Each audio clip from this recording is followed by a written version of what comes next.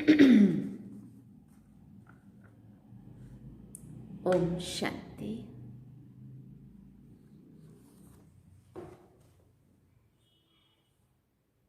आज अव्यक्त बाप दादा के 15 जनवरी 2023 के महावाक्य हैं। रिवाइज कोर्स 18 नवंबर 1993 में बाबा ने ये मुरली चलाई थी और बाबा ने सार में कहा, संगम युग के राज दुलारे सो भविष्य के राज्य अधिकारी। आज सर्व बच्चों के दिलाराम बाप अपने चारों ओर के सर्व दुलारे बच्चों को देख रहे हैं। हर एक बच्चा दिलाराम के दुलार का पात्र है। ये दिव्य दुलार परमात्म दुलार कोटों में कोई भाग्यवान आत्माओं को ही प्राप्त होता है। अनेक जन्म आत्माओं व महान आत्माओं द्वारा दुलार अनुभव किया। अब इस एक अलौकिक जन्म में परमात्म प्यार व दुलार अनुभव कर रहे हो। इस दिव्य दुलार द्वारा राज दुलारे बन गए हो। इसलिए दिलाराम बाप को भी अलौकिक फक्र है कि मेरा हर एक बच्चा राजा बच्चा है। फिर बाबा ने पूछा, राजा होना, राजा होना, प्रजा तो नहीं। सभी अपना टाइटल क्या बताते हो? राजयोगी। क्या लिखा जाता है? राजयोगी, राजयोगिनी। सभी राजयोगी हो व कोई प्रजा योगी भी है? पूछ रहे बाबा। सब राजयोगी हो तो प्रजा कहाँ से आएगी? राज्य किस पर करेंगे? प्रजा तो चाहिए ना। तो वो प्रजा योगी कब आएंगे? राज दुलारे अर्थात अब के भी राज्य और भविष्य के भी राज्य। डबल राज्य है। सिर्फ भविष्य का राज्य नहीं, भविष्य से पहले अब स्वराज्य अधिकारी बने हो। अपने स्वराज्य के राज्य कारोबार को चेक करते हो? पूछा बाबा ने। जैसे भविष्य राज्य की महिमा करते हो, एक राज्य, एक धर्म, सुख शांति संपत्ति संपन्न राज्य है। ऐसे हे स्वराज्य अधिकारी राजाएं, स्वराज्य के राज कारोबार में ये सब बातें सदा है। फिर बाबा ने कहा, एक राज्य है अर्थात सदा मुझ आत्मा का राज्य इन सर्व राज्य कारोबारी कर्मेंद्रियों पर है। वह बीच बीच में स्वराज्य की बजाय पर राज्य अपना अधिकार तो नहीं करते। पर राज्य है माया का राज्य। पर राज्य की निशानी है पराधीन बन जाएंगे। स्वराज्य की निशानी है सदा श्रेष्ठ अधिकारी अनुभव करेंगे। पर राज्य अधीन व परवश बनाता है। जब भी कोई अन्य राजा किसी राज्य पर अधिकार करता है तो पहले राजा को ही कैदी बनाता है, अर्थात पराधीन बनाता है। तो चेक करो कि एक राज्य है कि बीच बीच में माया के राज्य अधिकारी आप स्वराज्य अधिकारी राजाओं को व आपके कोई भी कर्मेंद्रिय रूपी राज कारोबारी को परवश तो नहीं बना देते। तो एक राज्य है व दो राज्य हैं? पूछ रहे बाबा। आप स्वराज्य अधिकारी का लॉ और ऑर्डर चलता है व बीच बीच में माया का भी ऑर्डर चलता है। साथ साथ एक धर्म अर्थात धारणा। तो स्वराज्य का धर्म व धारणा एक कौन सी है? पवित्रता। मन वचन कर्म संबंध संपर्क सब प्रकार की पवित्रता, इसको कहा जाता है एक धर्म अर्थात एक धारणा। स्वप्न मात्र संकल्प मात्र भी अपवित्रता अर्थात दूसरा धर्म ना हो, क्योंकि जहाँ पवित्रता है वहाँ अपवित्रता अर्थात व्यर्थ व विकल्प का नाम निशान नहीं होगा। ऐसे समर्थ सम्राट बने हो व ढीले ढाले राजे हो, पूछ रहे बाबा। वह कभी ढीले कभी सम्राट, कौन से राजे हो? फिर पूछा, अगर अभी छोटा सा एक जन्म का राज्य नहीं चला सकते तो 21 जन्म का राज्य अधिकार कैसे प्राप्त करेंगे? संस्कार अब भर रहे हैं ना, अभी के श्रेष्ठ संस्कार से ही भविष्य संसार बनेगा। तो अभी से एक राज्य एक धर्म के संस्कार भविष्य संसार का फाउंडेशन है। तो चेक करो, सुख शांति संपत्ति अर्थात सदा हद की प्राप्तियों के आधार पर सुख है व आत्मिक अतीन्द्रिय सुख परमात्म सुखमय राज्य है। साधन व सैल्वेशन व प्रशंसा के आधार पर सुख की अनुभूति है व परमात्म आधार पर अतीन्द्रिय सुखमय राज्य है। इसी प्रकार से अखंड शांति किसी भी प्रकार की अशांति की परिस्थिति अखंड शांति को खंडित तो नहीं करती है।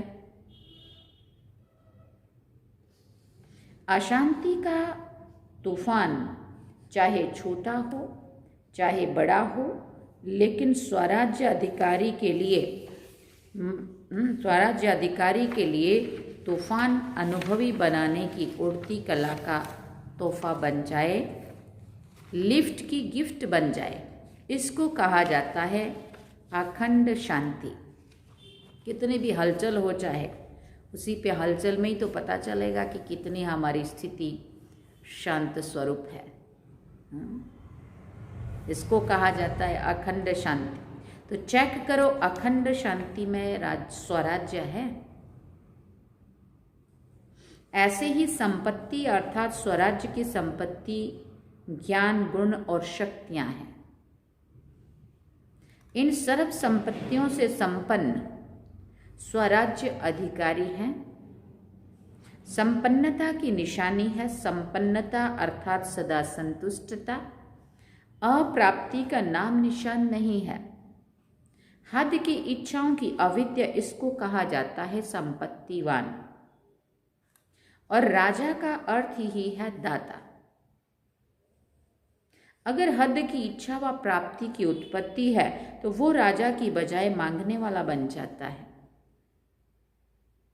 इसलिए अपने स्वराज्य अधिकार को अच्छी तरह से चेक करो कि मेरा स्वराज्य एक राज्य एक धर्म सुख शांति संपन्न बना है कि अभी तक बन रहे हैं। फिर पूछा बाबा ने, अगर राजा बन रहे हैं तो जब राज्य अधिकारी स्थिति नहीं है तो उस समय क्या हो? प्रजा बन जाते हो ना? प्रजा बन जाते हो, वरना राजा ना प्रजा, बीच में हो। अभी बीच में नहीं रहो, बाबा ने कहा। फिर ये भी नहीं सोचना कि अंत में बन जाएंगे।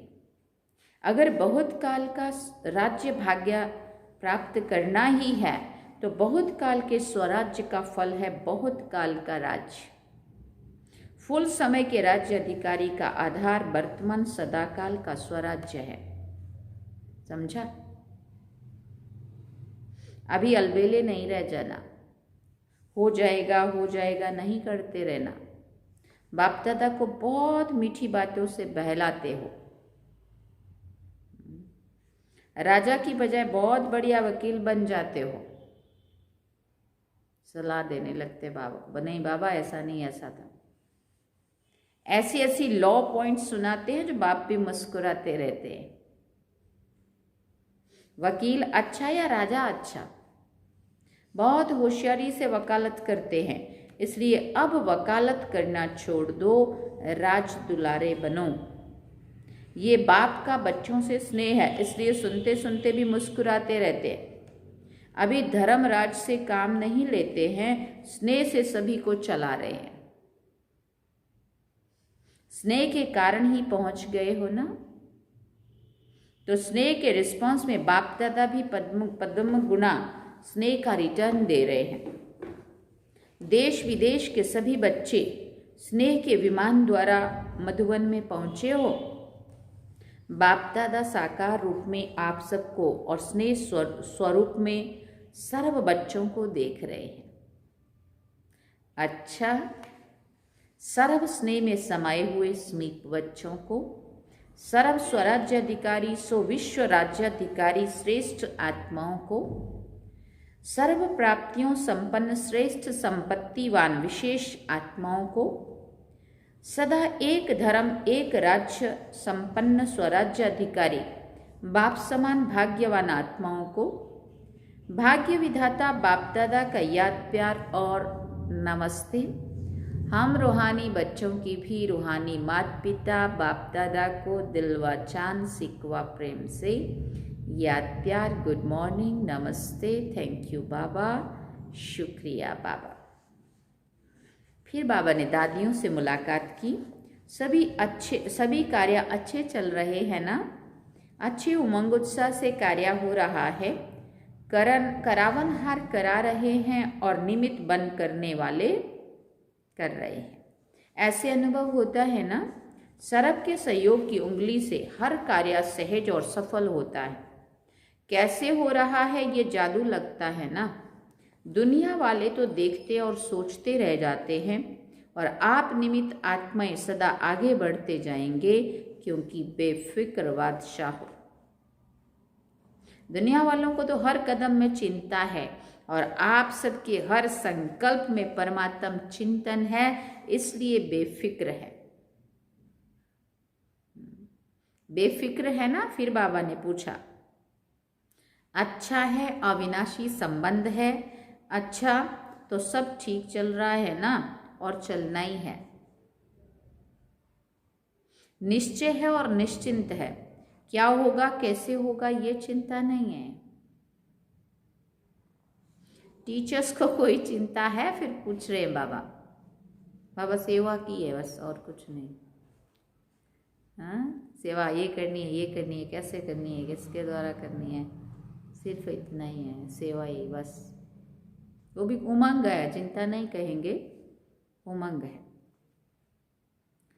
बाबा ने पूछा, टीचर्स को कोई चिंता है? सेंटर्स कैसे बढ़ेंगे या ये चिंता है? सेवा कैसे बढ़ेगी ये चिंता है? नहीं है, बेफिक्र हो।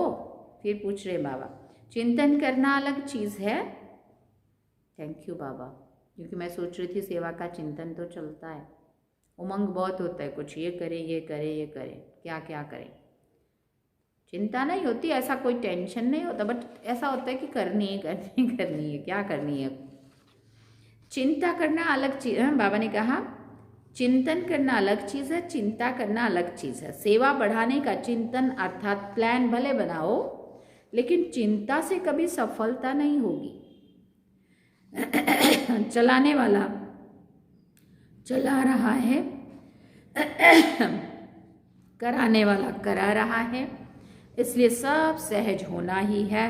सिर्फ निमित्त बन संकल्प तन मन धन सफल करते चलो। जिस समय जो कार्य होता है वो कार्य हमारा कार्य है। जब हमारा कार्य है, मेरा कार्य है, तो जहाँ मेरापन होता है वहाँ सब कुछ स्वतः ही लग जाता है। तो अभी ब्राह्मण परिवार का विशेष कार्य कौन सा है? हाँ, बाबा पूछ रहे। फिर बाबा ने कहा, टीचर्स बताओ, ब्राह्मण परिवार का अभी विशेष कार्य कौन सा है, किसमें सफल करेंगे? तो उस समय ज्ञान सरोवर बन रहा था। तो बाबा पूछते हैं कि अभी टीचर्स बहनों का क्या संकल्प चल रहा है? तो ज्ञान सरोवर में बड़े दादी थे ना, तो जब कुछ भी बनाना होता था, एक भंडारी वहाँ के नाम से रख दो बोलते थे। सभी को मिलके सहयोग करना है, सबके सहयोग से कराना है। तो बाबा कह रहे सरोवर में सब स्वाहा करेंगे। परिवार में जो विशेष कार्य होता है ना, तो सबका अटेंशन कहाँ होता है? उसी विशेष कार्य की तरफ अटेंशन होता है। ब्राह्मण परिवार में बड़े से बड़ा कार्य वर्तमान समय यही है ना। हर समय का अपना अपना है। वर्तमान समय देश विदेश व सर्व ब्राह्मण परिवार का सहयोग इस विशेष कार्य में है ना कि अपने अपने सेंटर में है। जितना बड़ा कार्य उतना बड़ा दिल, और जितना बड़ा दिल होता है ना उतना स्वतः ही संपन्नता होती है। अगर छोटा दिल होता है तो जो आना होता है ना वो भी रुक जाता है, तो जो होना होता है वो भी रुक जाता है, और बड़े दिल से असंभव भी संभव हो जाता है। और यह हमारा अनुभव भी है, बाबा अपने काम कैसे कराता है। जब हम बाबा के लिए बेहद घर के लिए सोचते हैं ना तो बाबा उसके पहले हमारे अपने काम करा देता है। ये बाबा को पता है कि जो मेरा ध्यान रखेगा मैं उसका ध्यान रखूंगा, है ना। तो बाबा कहते मधुवन का ज्ञान सरोवर है, वह आपका है। किसका है ज्ञान सरोवर? तो हम सबके लिए बना था ना। मधुवन का है ना। आज गला कुछ ठीक नहीं है, सॉरी, आवाज रुक रही है। गुजरात का तो नहीं है ना, मधुवन का है। महाराष्ट्र का है, विदेश का है? नहीं बाबा, सबका है, सभी का है ना। बेहद की सेवा का बेहद स्थान अनेक आत्माओं के बेहद का वर्षा दिलाने वाला है। जितनी भी विंग्स की सेवाएं कॉन्फ्रेंसेस होती है वो ज्ञान सरोवर में ही खास करके होती है। अभी ज़्यादा संख्या बढ़ने लगी। अभी भी जो मुख्य माना थोड़े लोगों के लिए, और VVIP का जो कोई भी कार्यक्रम इसका विंग्स का रहता है वो ऊपर ही होता है। तो वो बाबा कह रहे हैं बेहद की सेवा का बेहद स्थान अनेक आत्माओं को बेहद का वर्षा दिलाने वाला है। ठीक है ना। अच्छा, अव्यक्त बाप दादा की पर्सनल मुलाकात। बाबा ने कहा 100 परिवर्तन का वाइब्रेशन ही विश्व परिवर्तन कराएगा। सभी अपने को खुश नसीब आत्माएं अनुभव करते हो? पूछ रहे बाबा। खुशी का भाग्य जो स्वप्न में भी नहीं था वो प्राप्त कर लिया, तो सभी की दिल सदा यही गीत गाती है कि सबसे खुश नसीब हूँ तो मैं हूँ। ये है मन का गीत। मुख का गीत गाने के लिए मेहनत करनी पड़ती है, लेकिन मन का गीत सब गा सकते हैं।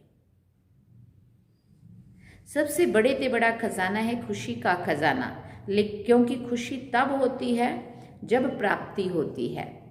अगर अप्राप्ति होगी तो कितना भी कोई किसी को खुश करने के लिए कहे, कितना भी आर्टिफिशियल खुश रहने की कोशिश भी करे, लेकिन रह नहीं सकते। खुशी तो अंदर की चीज़ है। जब भी कोई अपना अच्छा होता है, कोई प्राप्ति होती है कुछ, तो अंदर से खुशी होती है और मन खुशियों में नाचता है। तो बाबा कहते आप सदा खुश रहते हो या कभी कभी रहते हो? पूछ रहे हैं। जब चैलेंज करते हो कि हम भगवान के बच्चे हैं, तो जहां भगवान है वहां कोई अप्राप्ति हो सकती है? तो खुशी भी सदा है, क्योंकि सदा सर्व प्राप्ति स्वरूप है।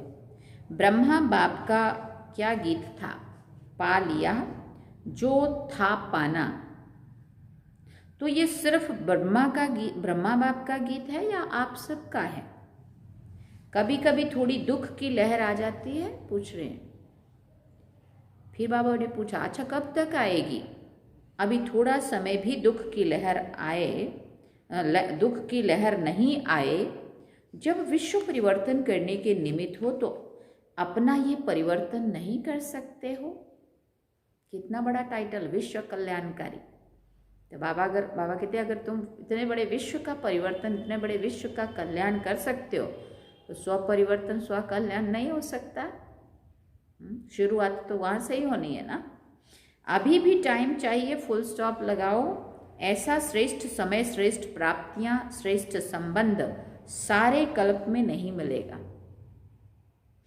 तो पहले स्व परिवर्तन करो। यह स्व परिवर्तन का वाइब्रेशंस ही विश्व परिवर्तन कराएगा। डबल विदेशी आत्माओं की विशेषता है फास्ट लाइफ। तो परिवर्तन में फास्ट हैं।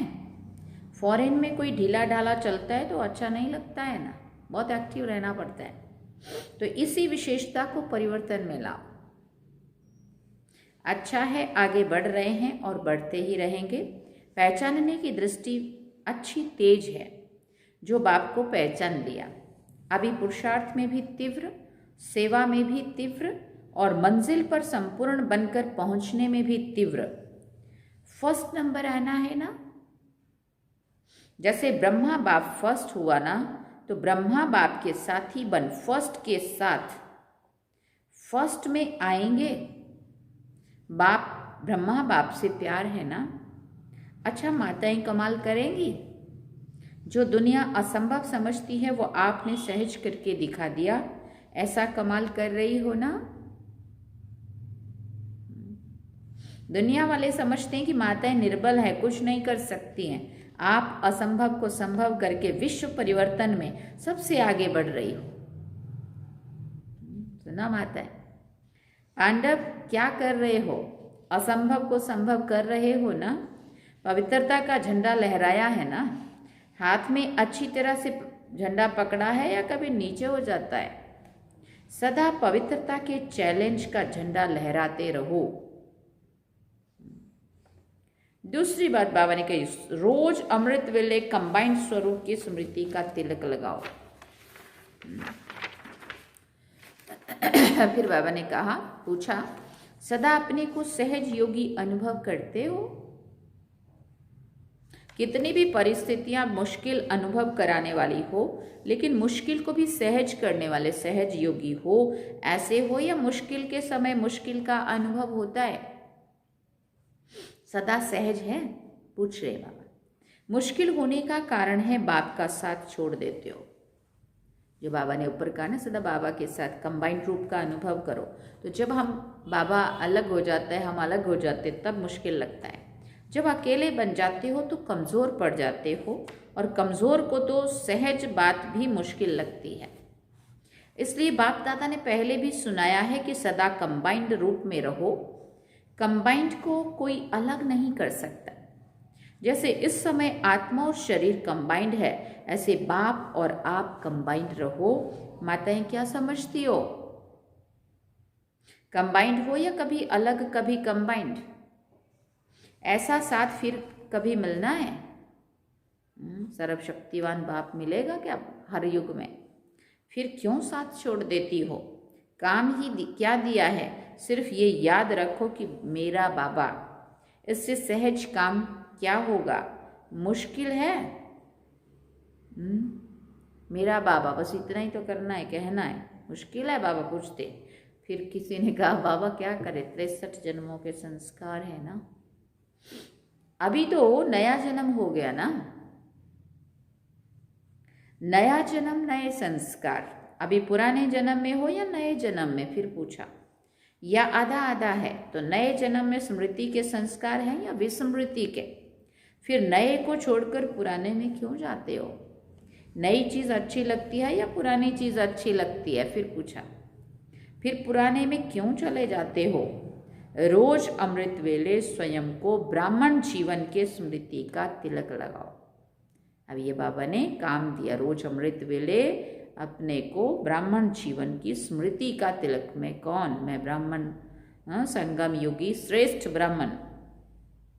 जैसे भक्त लोग तिलक जरूर लगाते हैं ना, तो आप स्मृति का तिलक लगाओ।